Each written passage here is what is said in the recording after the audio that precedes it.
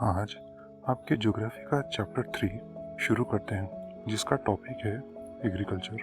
पौधों से उत्पाद तक परिवर्तन में 3 प्रकार के आर्थिक गतिविधियां शामिल होती हैं। इन्हें प्राइमरी, सेकेंडरी और टर्शियरी गतिविधियां कहा जाता है। आइए इन्हें थोड़ा विस्तार से समझते हैं।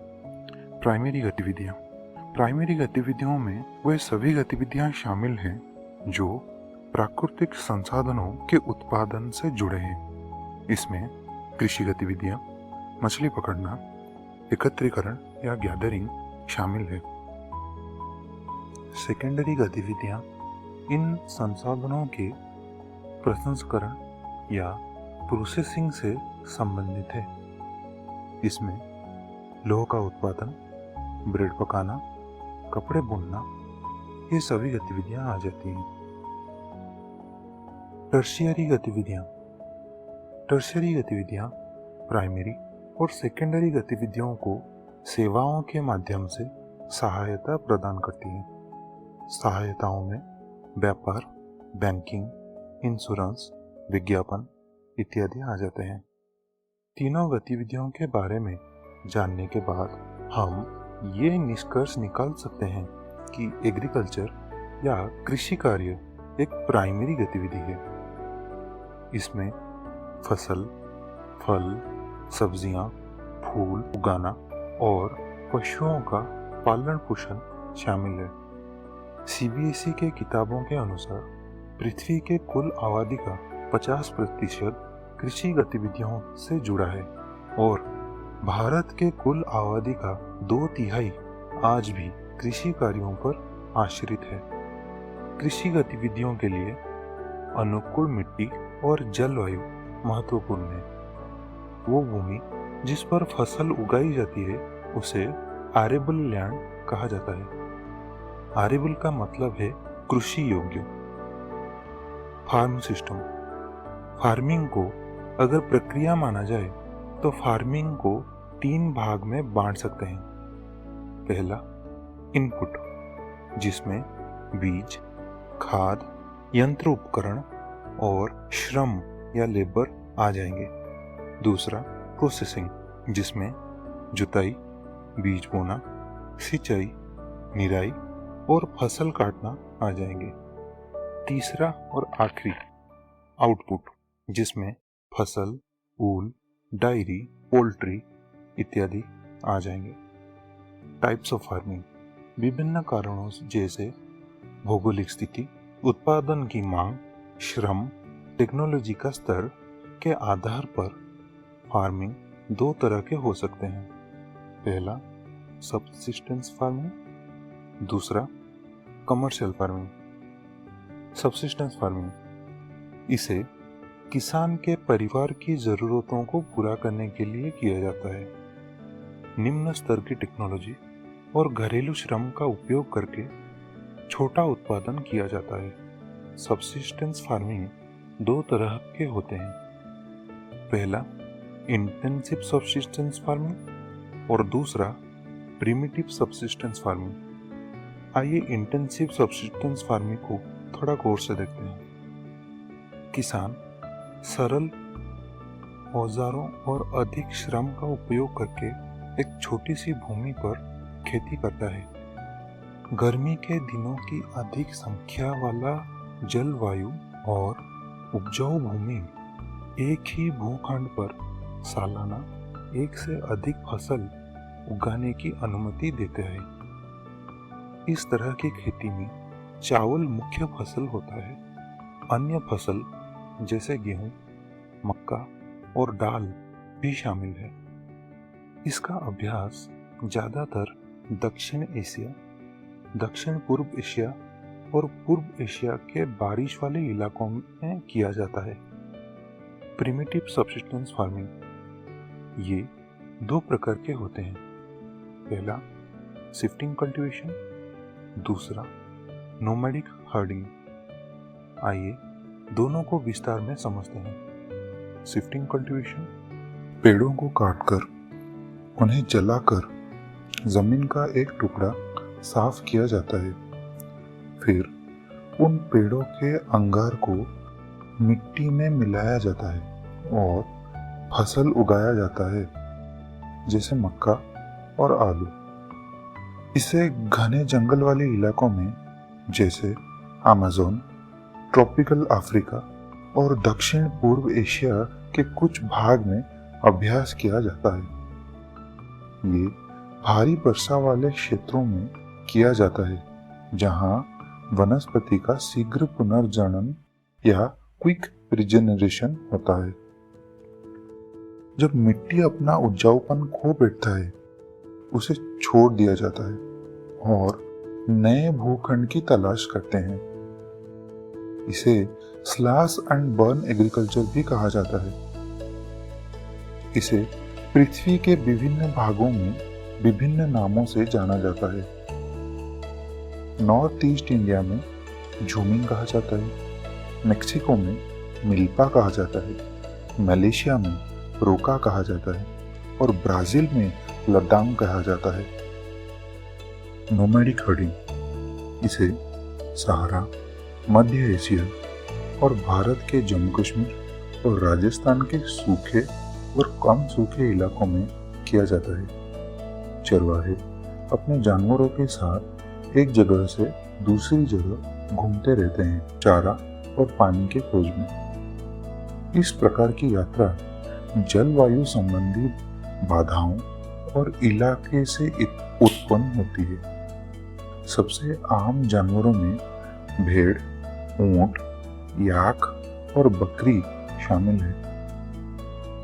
वो दूध, मांस, ऊन, खाल और अन्य उत्पाद उपलब्ध कराते हैं चरवाहे और उनके परिवारों को।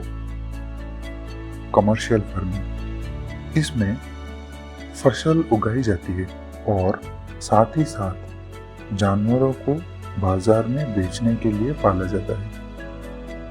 कमर्शियल फार्मिंग में खेती की जगह और निवेश किया गया पूंजी काफी बड़ी होती है।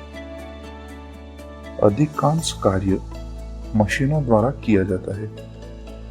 कमर्शियल फार्मिंग 3 तरह के होते हैं: commercial grain farming, mixed farming और प्लांटेशन एग्रीकल्चर। आइए एक एक को विस्तार में देखते हैं। कमर्शियल ग्रेन फार्मिंग, फसलें व्यवसायिक उद्देश्य के लिए उगाई जाती है और इन्हें अधिकतर गेहूं और मक्का शामिल है। जिन क्षेत्रों में इसका अभ्यास किया जाता है उनमें उत्तरी अमेरिका, यूरोप और एशिया के ग्रासलैंड्स शामिल है। इन क्षेत्रों में आबादी बहुत कम होती है और खेत कई हेक्टर बड़े हो सकते हैं। भीषण सर्दी से फसलों की वृद्धि सीमित हो जाती है और केवल एक ही फसल उगाई जा सकती है।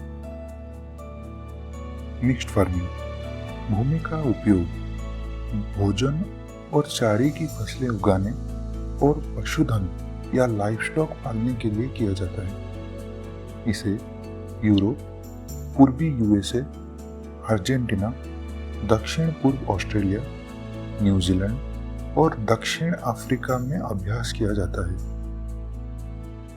प्लांटेशन एग्रीकल्चर या प्लांटेशन, चाय, कॉफी, गन्ना, काजू, रबर, केला या कॉटन की एक ही फसल उगाई जाती है।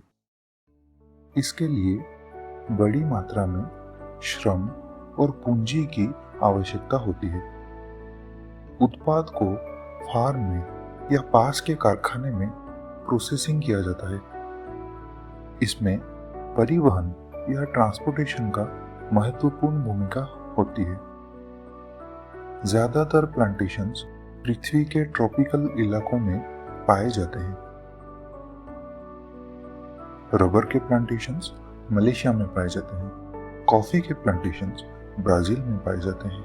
चाय के प्लांटेशंस इंडिया और श्रीलंका में पाए जाते हैं। मुख्य फसलें या मेजर क्रॉप्स, मुख्य खाद्य के फसलों में चावल, गेहूं, बाजरा, और मक्का शामिल है। मुख्य फाइबर के फसलों में जूट और कॉटन शामिल है।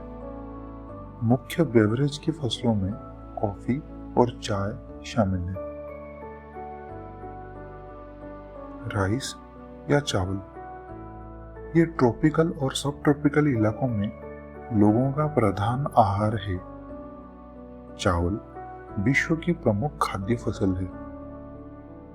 चावल उत्पाद के लिए उच्च तापमान, उच्च ह्यूमिडिटी और ज्यादा बारिश की जरूरत होती है। क्योंकि अलुवियल क्लेई सॉइल पानी को अपने अंदर सोख के रखता है, इसे चावल के उत्पाद के लिए उत्तम माना जाता है। चावल के प्रमुख निर्माताओं में चीन, भारत, जापान, श्रीलंका और इजिप्ट शामिल है। व्हीट या गेहूं, इसे बढ़ते समय मध्यम तापमान और मध्यम बारिश की आवश्यकता होती है और कटाई के दौरान तेज धूप की आवश्यकता होती है। गेहूं के उत्पाद के लिए अच्छे जल निकास वाली दोमट मिट्टी या वेल ड्रेन्ड लोमी सॉइल सर्वोत्तम मानी जाती है। गेहूं के प्रमुख उत्पादक संयुक्त राज्य यूएसए, कनाडा, अर्जेंटीना, रूस, यूक्रेन, ऑस्ट्रेलिया और भारत है। मिलेट, इसे मध्यम से अधिकतम तापमान और प्रचुर बारिश की आवश्यकता होती है।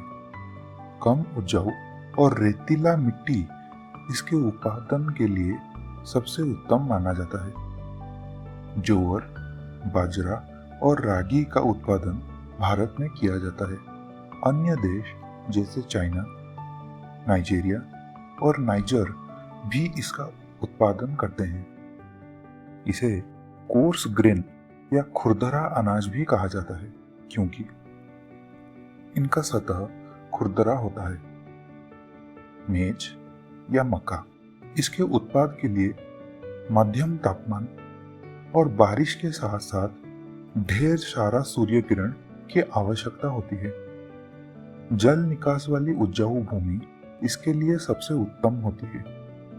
इसके प्रमुख उत्पादक में उत्तर अमेरिका, ब्राजील, चीन, रूस, कनाडा, भारत और मेक्सिको शामिल है। कॉटन, कॉटन के उत्पादन के लिए अधिकतम तापमान, हल्की बरसात, 210 बिना ठंड वाले दिन और तेज धूप की जरूरत है। इसके लिए ब्लैक सॉइल या अलुवियल सॉइल सबसे उत्तम मानी जाती है। इसके प्रमुख उत्पादकों में चीन, यूएसए, भारत, पाकिस्तान, ब्राजील और इजिप्ट को गिना जाता है। जूट, जूट के उत्पादन के लिए उच्चतम तापमान, भारी बरसात और ज्यादा ह्यूमिडिटी की आवश्यकता होती है। अलुवियल सॉइल इसके लिए उत्तम होती है। ट्रॉपिकल एरियाज में इसे ज्यादातर उत्पादन किया जाता है। इसके प्रमुख उत्पादक भारत और बांग्लादेश हैं। कॉफी, इसके लिए गर्म और गीले जलवायु की आवश्यकता होती है। जल निकास वाली दोमट मिट्टी या वेल ड्रेन्ड लोमी सॉइल इसके लिए उत्तम मानी जाती है। पहाड़ों के ढलान इनके उत्पादन के लिए उत्तम माने जाते हैं। इसके प्रमुख उत्पादकों में ब्राजील, कोलंबिया और भारत शामिल है। टी या चाय, चाय किसे पसंद नहीं है। चाय दिन चलने के वजह दौड़ता है। अगर सुबह हो जाए एक कप गरम गरम चाय। अब चाय की बात आती है तो हर किसी का एक अलग फेवरेट चाय होता है। क्या आपको पता है कि पृथ्वी में 3000 अलग तरह के चाय हैं? क्या आपको पता है कि चाय को 52 देशों में उत्पादन किया जाता है? क्या आपको पता है कि चाय पानी के बाद दूसरा सबसे ज्यादा पिया जाने वाला पदार्थ है? ओके, जरा चाय में बह गया था। मुद्दे की बात करते हैं। चाय के लिए ठंडी जलवायु और साल भर अधिकतम बरसात उत्तम माना जाता है। वेल ड्रेन्ड लोमी सॉइल और हल्के ढलान चाय के उत्पादन के लिए अच्छे माने जाते हैं। चाय के उत्पादन के लिए बहुत ज़्यादा श्रम बल की ज़रूरत होती है पत्तों को इकट्ठा करने के लिए। केन्या, भारत, चीन और श्रीलंका इसके प्रमुख उत्पादक हैं और सबसे अच्छे किस्म की चाय उत्पादन करते हैं। एग्रीकल्चरल डेवलपमेंट या कृषि विकास बढ़ती जनसंख्या के बढ़ती मांगों को पूरा करने के लिए कृषि उत्पादन को बढ़ाने के लिए किए गए प्रयास को एग्रीकल्चरल डेवलपमेंट या कृषि विकास कहते हैं। इसे प्राप्त करने के विभिन्न तरीके हैं, जिसमें फसल क्षेत्र में वृद्धि, उगाए जाने वाले फसलों की संख्या में वृद्धि, सिंचाई सुविधाओं की संख्या में वृद्धि, उर्वरकों या फर्टिलाइजर्स और हाई यील्ड वैरायटी बीज के उपयोग, कृषि कार्यों की मशीनीकरण शामिल है। इसी के साथ आपके ज्योग्राफी के तीसरे चैप्टर एग्रीकल्चर समाप्त होता है। अगर हमसे कुछ कॉन्सेप्ट्स मिस हुए हों या आप हमसे संपर्क करना चाहते हैं तो प्लीज़ हमें b.concized@gmail.com पे संपर्क करें। हमें आपसे सुनने में बहुत खुशी होगी। इसी के साथ आपसे अलविदा लेते हैं। अगले हफ्ते ज्योग्राफी के चैप्टर 4 के साथ मुलाकात होगी।